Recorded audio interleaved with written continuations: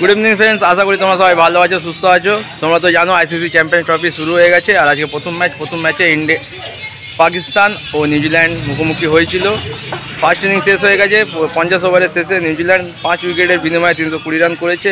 পাকিস্তান কি পারবে 321 run chase করতে?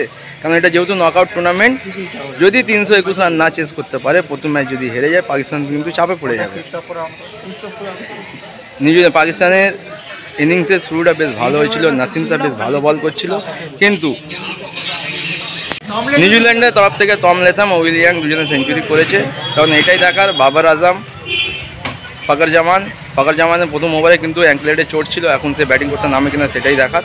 যদি ফাকর জামান, বাবর আজম আর মোহাম্মদ রিজওয়ান এই তিনজনের উপরে অনেক চাপ থাকবে। এই তিনজন যদি ভালো স্কোর করতে পারে তাহলে অবশ্যই, যদি এই তিনজনে ভালো ব্যাট করতে পারে তাহলে কিন্তু পাকিস্তান এই রানটা চেস করতে পারে।